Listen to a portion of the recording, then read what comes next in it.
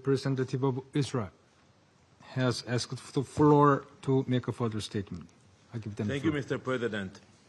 You know, if the distinguished colleague from Pakistan wanted to read the statement, he could have done it at the beginning of the session. But I want to refer to your words. You know, maybe you got offended from the word of my speech, and I apologize for that. But I make sure that in my speech I stick to the facts. And the fact is that Osama bin Laden was killed in Pakistan, and no one condemned about a precise and targeted strike in Doha. The strike targeted Hamas leaders who for years have planned and directed attacks against Israel, many times making these directives from the luxury confines in Doha. These terrorists were the sole target of the operation. The men targeted were not legitimate politicians, diplomats, or representatives. They were the masterminds of terror. They orchestrated the massacre on October 7th, murdering civilians, kidnapping children, raping women, wiping out entire communities. As the smoke still rose from the massacre, even as the attack was still unfolding, Hamas leaders in Qatar appeared live on television, proudly broadcasting their celebration. While Israelis hid in safe rooms, fled from gunfire, and endured murder, kidnapping, and rape, Hamas's leaders feasted and congratulated themselves in real time. These are the same men who called for jihad to escalate the conflict. They called for blood, not peace. They wild terror, not negotiation. And the terror has not stopped. Just days ago, at Ramot Junction in Jerusalem, Hamas terrorists opened fire on a bus stop crowded with children and adults. 6 innocent people were murdered, among them a 25-year-old who had immigrated from Spain, recently married and building his future in Israel, a rabbi who had dedicated his life to teaching the next generation, 2 residents of the community struck down in their own neighborhood. Among the wounded was a woman 8 months pregnant, left to fight for her life and the life of her unborn child. These are not numbers. They are lives, families, futures stolen. When the gunfire stopped, the bus and the pavement around it were drenched in blood. This is what terrorism looks like. Mothers clutching babies, a bus stop turned into a battlefield, a community scared in seconds. This is a reality we face in Israel. Terror raising its ugly head almost every single day. And let this council be reminded, there can be no immunity for terrorists. Hamas immediately praised the killers as heroic and exceptional, later claiming full responsibility for the attack and calling the massacre of innocent people a natural response. There is nothing natural about this. It is terror, pure and simple. Today, 48 innocent people are still held hostage by Hamas. Their families live in daily pain. It has been more than 700 days that innocent people have been trapped in Hamas captivity. 700 days of cruelty and abuse. Hamas has used them as bargaining chips, turning their suffering into currency. But let me be clear, there is no immunity for terrorists, not for those who commit it and not for those who enable it.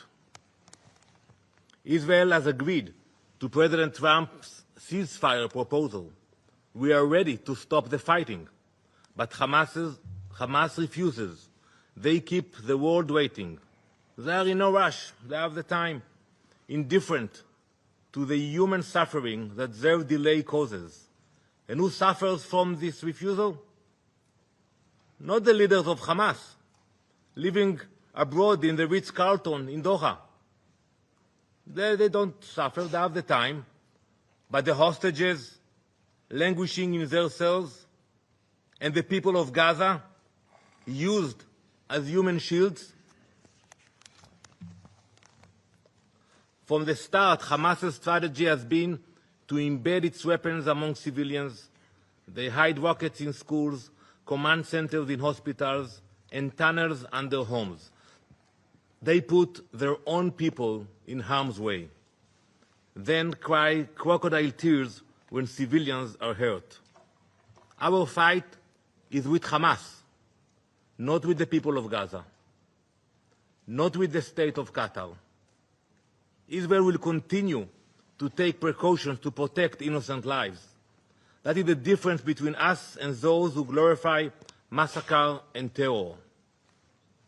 Like in the Bible, like Cain in the Bible, who was marked for the murder of his brother, so too are Hamas's leaders marked for their crimes. It doesn't matter where they hide, whether in the tunnel in Gaza or in a luxury hotel abroad. The mark of Cain is upon them. For too long, Hamas leaders have been sheltered not only in Doha, but in Beirut, Tehran, and elsewhere, parading as politicians and statesmen while acting as terrorists.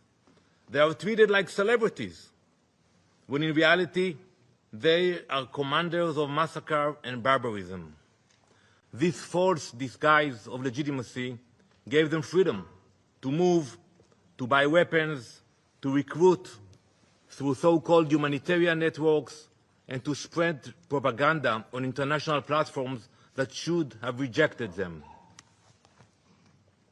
This strike sends a message that should echo across this chamber. There is no sanctuary for terrorists, not in Gaza, not in Tehran, not in Doha. There is no immunity for terrorists. And yet, here in this Council, some members chose to give Hamas legitimacy, even protection. Israel will not. We will act against the leaders of terror wherever they are hiding.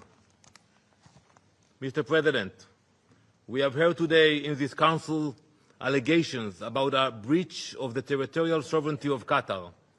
But one must ask, where were these concerns when sovereignty was violated by terror itself? On October 8, when Hezbollah launched rockets across Israel's border, when Houthis fired a ballistic missile at Ben Gurion airport, or just days ago, when a Houthi drone crashed into the arrivals hall of Rabon airport, injuring civilians. How can anyone hide behind allegations appealing to the principles of international law while giving legitimacy to those who openly glorify October 7th and continue to plot terror? Mr. President, this brings me to Qatar. Prime Minister Al-Thani, the time for Qatar to choose has come.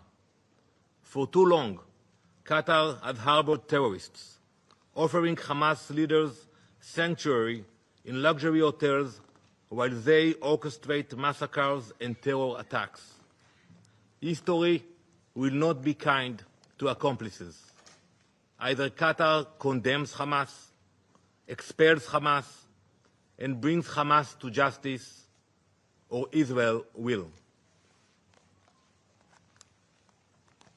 Mr. President, the world has faced moments like this before. Today, the world remembers the devastating terrorist attacks of September 11th. That tragic day, like October 7th for Israel, was a day of fire and blood. In the aftermath of 9/11, the countries that uphold freedom, equality, and democracy in this Council stood shoulder to shoulder.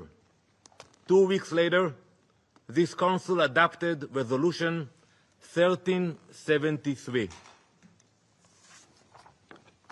It said plainly, no state may harbor terrorists. No state may fund them. No state may give them safe haven. I urge you all to read this resolution. Any government that does so breaks this Council binding obligations. That principle was clear then. It must be upheld today. And when bin Laden was eliminated in Pakistan, the question asked was not, why target a terrorist on foreign soil? No one asked that question. The question was, why was a terrorist given shelter at all? The same question must be asked today. There was no immunity for bin Laden, and there can be no immunity for Hamas. And in facing terror, history shows that members of this Council have done the very same. From 2014 to 2022, France struck terrorists in Mali, Chad, Burkina Faso, and Mauritania. In 2014 and 2015, the United Kingdom carried out airstrikes in Iraq and Syria against ISIS. So I ask, if these actions were justified then, why is Israel singled out now? Why are claims concerning sovereignty invoked only against Israel and ignored when others act to defend themselves? Is Israeli blood worth less? The question to ask is not why Israel targets the mastermind of terror, but why they are sheltered abroad, while hostages starve in captivity and Gazans are left to suffer. Israel's fight is not only Israel's. It is a fight of all who believe in democracy against those who worship death and violence, light against darkness, civilization against barbarism, justice against terror. We will continue until the hostages are free, until our people are safe, and until terror can no longer find sanctuary in any corner of the world, because there is no, and there never will be, immunity